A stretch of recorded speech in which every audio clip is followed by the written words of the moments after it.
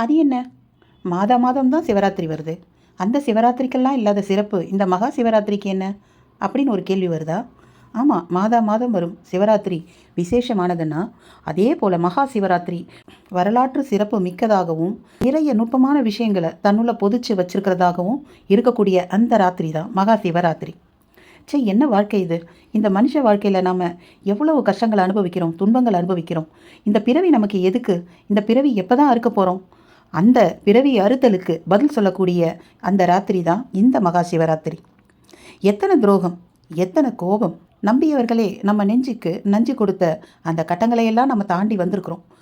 அப்படி இருக்கிறப்போ இந்த உலகத்தில் எதை தான் நாம் நம்புறது? எவ்வளவு பிரச்சனைங்க, எவ்வளவு துன்பங்கள். எப்படிலாம் புலம்புறவங்களுக்கு இதோ ஒரு நாள் எல்லா பிரச்சனைகளும் ஒரே நாளில் தீந்துராது. இந்த பிரச்சனைகள் எல்லாம் தீர்றதுக்கு ஒரு நாள் வரும். அந்த ஒரு நாள் தான் மகா சிவராத்திரி.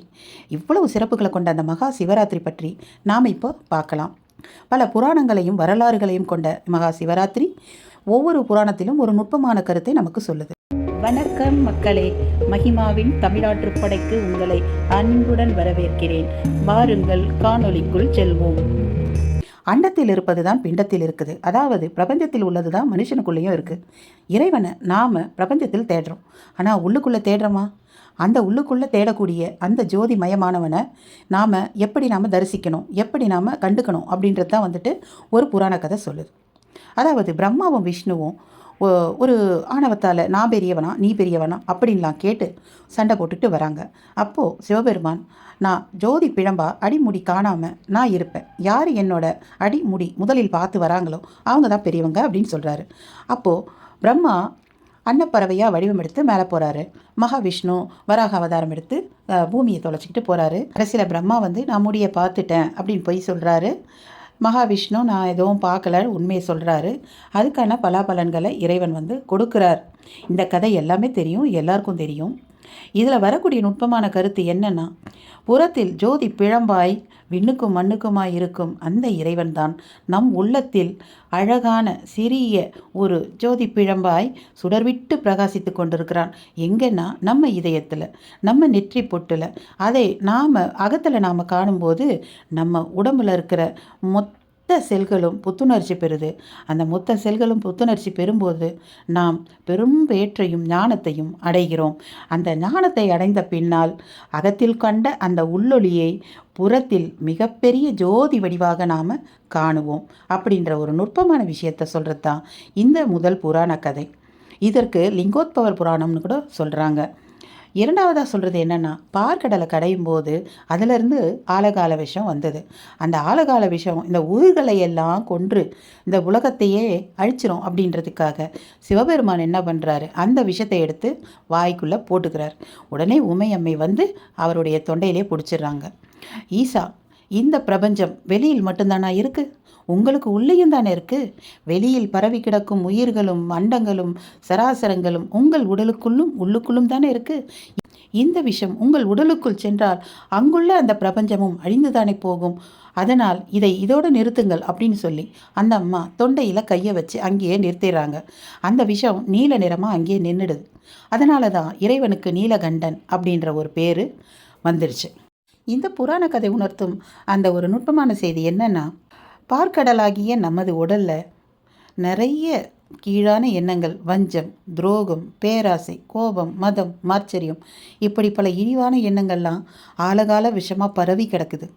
அதை பார்க்கடலை கடையிற மாதிரி தியானத்தால் நம்ம உடலையும் உள்ளத்தையும் சிந்தனையும் எண்ணங்களையும் கடைய கடைய கடைய இறைவன் அப்படின்ற அந்த நாமத்தை ஜபித்து ஜபித்து ஜபித்து இந்த உடலை கடையும் போது நமக்குள் இருக்கும் கீழான எண்ணங்கள் எல்லாம் ஆழகால விஷமாய் வெளியே வருகிறது. அந்த ஆழகால விஷத்தை அப்படியே இறைவன் திருவடியில் அர்ப்பணித்து விட வேண்டும். நல்லது மட்டும்தான் இறைவனிடம் கொடுக்க வேண்டும் என்பதில்லை. நமக்குள் இருக்கும் அந்த தீயதையும் இறைவனிடமே சமர்ப்பிக்க வேண்டும். ஏனெனில் அவன் ஒருவனால் தான் எல்லாவற்றையும் அழித்து நல்லதை காத்து தீயதை அழித்து நம்மை காக்கும் அந்த பெரும் ஒரு ஆற்றல் இறைவனிடம் மட்டுமே உள்ளது. அந்த தீய ஆழகால விஷத்தையும் இறைவனிடமே நாம் அர்ப்பணிக்கும் பொழுது நாம் தூய்மையானவராக ஞானம் மிக்கவர்களாக நாம் மாறுறோம். இந்த மாதிரி பல புராண கதைகள் நிறைய இருக்குது, நிறைய விஷயங்களை சொல்லியிருக்கு. எல்லா புராண கதைகளையும் நாம் பார்த்தோன்னு வச்சுக்கோங்க, ஆராய்ந்து பார்த்தா அவ்வளவு விஷயங்கள், அவ்வளவு செய்திகள் இதெல்லாம் நம்ப முடியாது, இதெல்லாம் சும்மா வரலாறு புராணம் நிரூபிக்க முடியுமா அப்படின்னு கேட்குறவங்களுக்கெல்லாம் ஒன்றே ஒன்று தான் சொல்லிக்கிறேன். நீங்கள் புராணமாக நினைங்க, வரலாறாக நினைங்க, பொய்ன்னு கூட நினச்சிக்கோங்க. ஆனால் எல்லாமே உங்களுக்குள்ளே நடக்கிற ஒரு உண்மையான விஷயம். உங்களை நீங்கள் உணரும்போது இந்த கதைகளுடைய அத்தனை அர்த்தங்களையும் சக்திகளையும் உங்களால் உணர முடியும். அவ்வளோ ஒரு சக்தி வாய்ந்த கதைகள் தான் இதை. கதைகள் மூலம்தானே அப்போல்லாம் நம்ம தாத்தா பாட்டி எல்லாம் நம்மளை கதைகள் மூலம்தானே செதுக்கினாங்க. ஒரு கதையை சொல்லி தானே நம்ம வளர்த்தாங்க. அந்த கதைகளும் நல்ல கதைகளாக ஒரு நற்பண்புகளையும் ஒழுக்கத்தையும் வளர்க்கக்கூடிய கதைகளாக சொல்லித்தானே நமக்கு கதைகளை கேட்டுத்தானே நாம் ஒழுக்கமுடையவர்களாக வளர்ந்தோம். அதுபோல் இந்த உலகத்துக்கே சொல்லக்கூடிய இந்த கதைகள் நம் உடலுக்குள் நடக்கக்கூடிய அத்தனை விஷயங்களும் இந்த பிரபஞ்சத்திலும் நடக்கிறது என்றதை தான் சூசகமாக சொல்கிறாங்க. அண்டத்தில் உள்ளது தான் பிண்டத்தில் இருக்கிறது என்பதை இவ்வளவு நுட்பமாக எந்த புராணங்களும் சொல்லாது. அதை நாம் உணர்ந்து கொள்ள வேண்டும். மேலும் நமக்குள் இருக்கும் ஜோதியை எப்படியெல்லாம் காண வேண்டும், எப்படியெல்லாம் தரிசிக்க வேண்டும், ஏன் அதை தேடி தேடி தேடி எங்கெங்கேயோ போகிறீங்க அப்படின்லாம் எல்லாம் சொல்லியிருக்காங்க. சிவவாக்கியர் சொல்கிறாரு, ஓடி ஓடி ஓடி ஓடி உட்கலந்த ஜோதியை நாடி நாடி நாடி நாடி நாட்களும் கழிந்து போய் வாடி வாடி வாடி வாடி மாண்டு போன மாந்தர்கால் கோடி கோடி கோடி கோடி என் இறந்த கோடியே. அந்த கோடி பேரில் நாமளும் இருக்கணுமா? இறைவனை தேடி தேடி வெளியில் ஓடுறதுக்கு உள்ளே போய் தேடி பார்க்காம அந்த கோடியில் ஒருத்தராக நாம் இருக்கணுமா? உள்ளொளியை கண்டுவிட்டால் அவனோடு கலந்து நாம் பெரும் பெரும் பேற்றை அடைவோம் அப்படின்றத சிவபாக்கியர் சொல்கிறார். திருமூலரும் இதையே தான் சொல்கிறார்.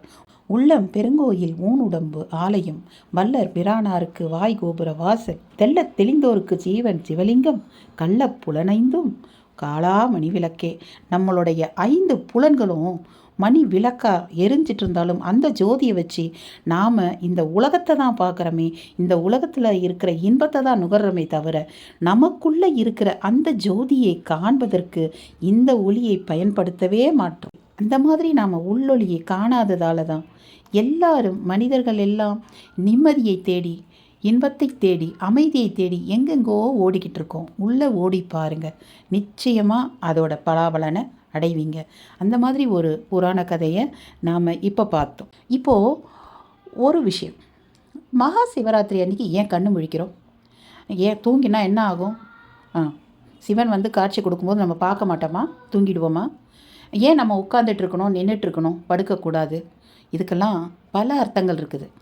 ஏன்னா அந்த மகா சிவராத்திரி அன்னைக்கு தான் பிரபஞ்சத்தின் ஈர்ப்பு விசை மேல் நோக்கி இருக்கும். எப்பொழுதுமே வந்து இந்த ஐன்ஸ்டீன் தியரிப்படி எல்லாம் மேலேருந்து கீழே தான் விடும். ஆனால் அன்னைக்கு மட்டும் பிரபஞ்சத்தின் ஈர்ப்பு கீழிருந்து மேலாக போகும்.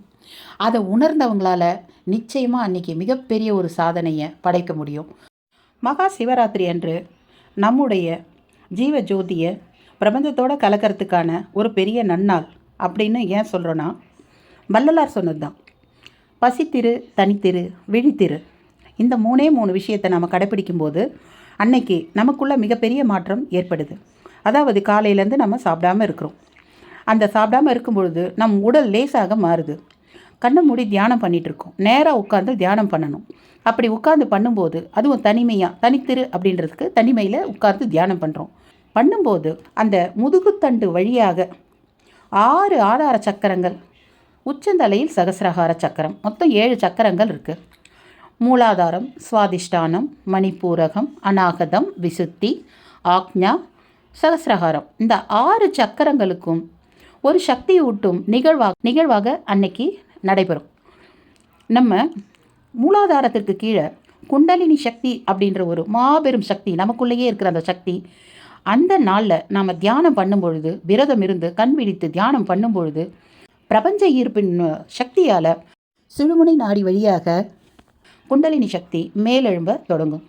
6 சக்கரங்களையும் தாண்டி 7வது சக்கரமாகிய சகசிரகார சக்கரத்தை அது அடைந்து பிரபஞ்சத்தில் இறைவனோடு கலக்கக்கூடிய, பரமாத்மாவோடு கலக்கக்கூடிய அந்த பேரின்ப நிலை அப்பொழுது நடைபெறும்.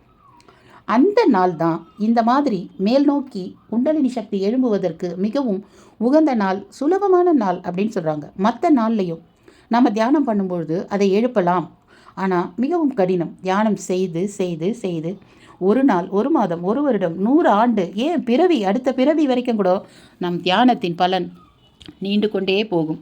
ஒவ்வொருவருடைய கர்ம வினை பயனால் அதனுடைய தூரங்கள் சென்று கொண்டே இருக்கும்.